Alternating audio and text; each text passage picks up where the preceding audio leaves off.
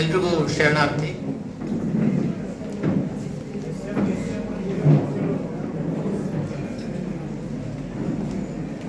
ಬಸವ ಅಂತಾರಾಷ್ಟ್ರೀಯ ಪ್ರತಿಷ್ಠಾನ ಲಂಡನ್ ಇವರು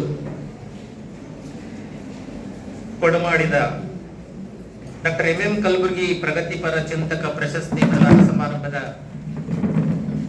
ದಿವ್ಯ ಸಾನ್ನಿಧ್ಯವನ್ನು ವಹಿಸಿರುವಂತಹ ಪರಮ ಪೂಜ್ಯ ಜಗದ್ಗುರು ತೋಂಟದ ಸಿದ್ದರಾಮ ಮಹಾಸ್ವಾಮಿಗಳವರ ಅಡಿದಾವರಿಗಳಲ್ಲಿ ಭಕ್ತಿಪೂರ್ವಕ ಪ್ರಣಾಮಗಳನ್ನು ಸಲ್ಲಿಸಿ, ಈಗ ತಾನೇ ತುಂಬಾ ಪ್ರೀತಿಯಿಂದ ಪ್ರಶಸ್ತಿಯನ್ನ ಸ್ವೀಕಾರ ಮಾಡಿದಂಥ ಸಾಣೇಹಳ್ಳಿ ಶ್ರೀ ಪಂಡಿತಾರಾಧ್ಯ ಶಿವಾಚಾರ್ಯ ಮಹಾಸ್ವಾಮಿಗಳವರ ಪಾದಾರವಿಂದಗಳಿಗೆ ನಮಸ್ಕರಿಸಿ,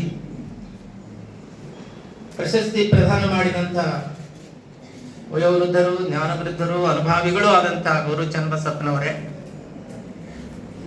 ವೇದಿಕೆ ಮೇಲಿರುವಂತಹ ಎಲ್ಲ ಗೌರವಾನ್ವಿತರೆ, ಈ ಸಮಾರಂಭದಲ್ಲಿ ಪ್ರೀತಿಯಿಂದ ಭಾಗವಹಿಸಿದಂತ ಎಲ್ಲ ಶರಣರೇ, ತಮಗೆಲ್ಲ ಅನಂತ ಶರಣಾರ್ಥಿಗಳು. ಇದೊಂದು ತುಂಬಾ ಸಂತೋಷದ ಸಮಾರಂಭ.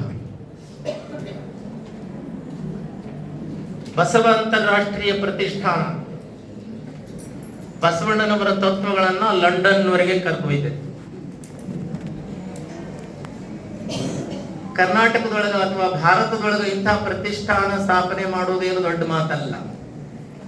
ಅದ್ರ ಲಂಡನ್ ಒಳಗ ಬಸವ ತತ್ವವನ್ನ ಪ್ರಸಾರ ಮಾಡಲಿಕ್ಕೆ ಇಂಥ ಒಂದು ಪ್ರತಿಷ್ಠಾನವನ್ನ ಸ್ಥಾಪಿಸಿದಂತ ಎಸ್ ಮಹಾದೇವಯ್ಯನವರಿಗೆ ಮತ್ತು ಅವರ ತಂಡದವರಿಗೆ ನಾವೆಲ್ಲ ತುಂಬು ಹೃದಯದ ಅಭಿನಂದನೆಗಳನ್ನ ಸಲ್ಲಿಸ್ತೇವೆ.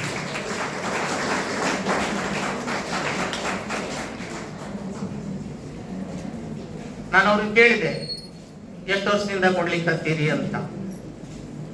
ನಾಗರಾಜಮೂರ್ತಿ ಅವರು ಅದರೆಲ್ಲ ವಿವರಗಳನ್ನು ಕೊಟ್ಟರು. 6 ವರ್ಷಗಳಿಂದ ಈ ಪ್ರಶಸ್ತಿಯನ್ನ ಕೊಡಮಾಡ್ತಾ ಬಂದಿದ್ದಾರೆ. ಇದು 7ನೇ ವರ್ಷದ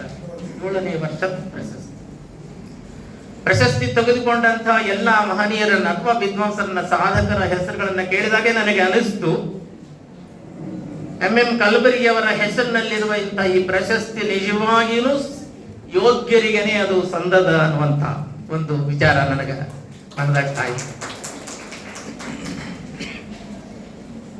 ಒಂದು ಮಾತು, ಇದು ನನಗೆ ಬಯಸದೇ ಬಂದ ಭಾಗ್ಯ. ಇವತ್ತಿನ ಈ ಕಾರ್ಯಕ್ರಮದ ಭಾಗವಹಿಸುವಿಕೆ ಏನದಲ್ಲ, ಇದು ನನಗೆ ಬಯಸದೇ ಬಂದಂತ ಭಾಗ್ಯ. ಈಗಾಗಲೇ ಸಂದೇಶವನ್ನ ಓದಿದ್ರು. ಬಸವರಾಜ್ ಹೊರಟ್ಟಿ ಅವರು ಈ ಕಾರ್ಯ ಮಾಡಬೇಕಾಗಿತ್ತು. ಅನಿವಾರ್ಯ ಕಾರಣದಿಂದ ಅವರು ಬೇರೆಡೆ ಹೋದ ಕಾರಣವಾಗಿ ನಾನು ಇಲ್ಲಿ ಬಂದು ನಿಂತ್ಕೊಂಡಿದ್ದೇನೆ. ಕಲಬುರ್ಗಿ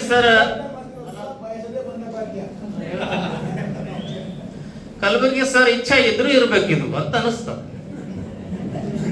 ನೀನೇ ಹೋಗು ಅಲ್ಲಿ ಮಾಡುವಂತ ಕಳಿಸಿರ್ಬೇಕು ಅಂತ ಅನಿಸ್ತು. ಏನೇ ಇರಲಿ, ಇದು ಬಹಳ ಸಂತೋಷದ ಸಂಗತಿ. ಈ ಕಾರ್ಯಕ್ರಮದಲ್ಲಿ ನಾನು ಬಹಳಷ್ಟು ಪ್ರೀತಿಯಿಂದ, ಖುಷಿಯಿಂದ ಭಾಗವಹಿಸಿದ್ದೆ. ಕಲಬುರ್ಗಿ ಅವರ ಬಗ್ಗೆ ಆಗ್ಲಿ, ಪೂಜ್ಯರ ಬಗ್ಗೆ ಆಗ್ಲಿ ವಿಸ್ತಾರವಾಗಿ ಹೇಳಬೇಕಾದ ಬಹಳಷ್ಟು. ಆದ್ರೆ ಇಲ್ಲೇ ಉದ್ಘಾಟನಾ ಪರ ಭಾಷಣ ಹೇಳಿದ್ರು 4-5 ನಿಮಿಷದಲ್ಲೇ ನನ್ನ ಮಾತುಗಳನ್ನು ಮುಗಿಸ್ಬೇಕಾದಂತ ಅನಿವಾರ್ಯತೆ ಇದ್ದಾಗ ಕೇವಲ 2 ಮಾತುಗಳನ್ನು ಹೇಳಿ ನಾನು ನನ್ನ ಕಾರ್ಯವನ್ನ ಮುಗಿಸ್ತೀನಿ. ಕಲಬುರ್ಗಿ ಸರ್ ಬಗ್ಗೆ ನಿಮ್ಗೇನು ಹೊಸದಾಗಿ ಹೇಳಬೇಕಾಗಿಲ್ಲ.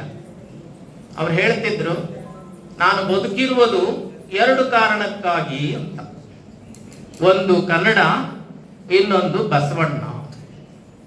ಕನ್ನಡವನ್ನ ಉಳಿಸ್ಲಿಕ್ಕೆ, ಬೆಳೆಸಲಿಕ್ಕೆ, ಪ್ರಸಾರ ಮಾಡಲಿಕ್ಕೆ ಹುಟ್ಟಿದ್ದೀನಿ ಮತ್ತು ಬಸವ ತತ್ವಗಳನ್ನ ಮೈಗೂಡಿಸಿಕೊಂಡು ಪ್ರಸಾರ ಮಾಡ್ಲಿಕ್ಕೆ ಹುಟ್ಟಿದ್ದೀನಿ ನಾನು ಅನ್ನುವಂತ ಮಾತುಗಳನ್ನ ಅವ್ರು ಹೇಳ್ತಿದ್ರು. ಇಡೀ ಬದುಕಿನ ಉದ್ದಕ್ಕೂ ಅದನ್ನ ಅವರು ಮಾಡ್ಕೊತಾ ಬಂದಿದ್ರು. ಅವರ ನಿಧನ ಅಥವಾ ಅವರ ಸಾವು ಯಾವ ರೀತಿ ಆಯ್ತು ಅದೆಲ್ಲ ತಮಗೆ ಗೊತ್ತಿದ್ದದ್ದೇನೆ. ಅದನ್ನ ಮತ್ತೆ ನಾನು ಪ್ರಸ್ತಾಪ ಮಾಡ್ಲಿಕ್ಕೆ ಹೋಗುದಿಲ್ಲ. ನಾವು ಮಾಡಬೇಕಾದ ಕೆಲಸ ಏನು ಅಂದ್ರೆ, ಅವ್ರು ಬಿಟ್ಟು ಹೋದಂತಹ ತತ್ವಗಳೇನದಲ್ಲ, ವಿಚಾರಗಳೇನದಲ್ಲ, ವೈಚಾರಿಕತೆಯ ಒಂದು ಪ್ರಖರತೆ ಏನದಲ್ಲ, ಅದನ್ನ ನಮ್ಮ ವಿದ್ಯಾರ್ಥಿಗಳ ಮನಸ್ಸಿನಲ್ಲಿ ಬಿತ್ತಬೇಕಾದದ್ದು ಮುಖ್ಯ. ಆ ರೀತಿಯಲ್ಲೇ ನಾವು ಕಾರ್ಯವನ್ನ ಮಾಡಲಿಕ್ಕೆ ಮುಂದಾಗುವುದು ನಮ್ಮ ಸಂಕಲ್ಪ ಆಗಿರ್ತದೆ. ಆ ಹಿನ್ನೆಲೆ ಒಳಗ ಇವತ್ತು ಇಲ್ಲೇ ಕಲಬುರ್ಗಿ ಅವರ ಹೆಸರಿನಲ್ಲೇ ಒಂದು ರಾಷ್ಟ್ರೀಯ ಪ್ರತಿಷ್ಠಾನವನ್ನ ಸರ್ಕಾರ ಸ್ಥಾಪನೆ ಮಾಡ್ಯಾರ. ಆ ಪ್ರತಿಷ್ಠಾನದ ಮೂಲಕ ಈ ಕಾರ್ಯವನ್ನ ಮಾಡಲಿಕ್ಕೆ ನಮ್ಮ ಸದಸ್ಯರೆಲ್ಲ ನಾವು ಯೋಜನೆಗಳನ್ನ ಹಾಕೊಂಡಿದ್ದಾರೆ. ಕಲಬುರಗಿ ಸರ್ ವ್ಯಕ್ತಿತ್ವಕ್ಕೆ 5 ಮುಖ ಇದ್ದು, ಕಲಬುರಗಿ ಸರ್ ವ್ಯಕ್ತಿತ್ವಕ್ಕೆ 5 ಮುಖ. ಅದಕ್ಕೆ ನಾವು ಪಂಚಮುಖ ಪರಮೇಶ್ವರ ಅಂತ ಅವ್ರಿಗೆ ಕರಿತಿದ್ದೀವಿ. 1ನೇ ಮುಖ ಏನು ಅಂದ್ರೆ ಅಧ್ಯಯನ ಮುಖ. ಬರೀ ಓದುದು. ಬಾಲ್ಯದಿಂದ ಕೊನೆಯವರೆಗೂ ಓದೋದನ್ನ ಅವ್ರು ನಿರಂತರವಾಗಿ ಮಾಡ್ಕೊತಾ ಬಂದಿದ್ರು, ಎಂದೂ ನಿಂದಿಸ್ತಿರ್ಲಿಲ್ಲ. 2ನೇದು ಬೋಧನೆ ಮುಖ.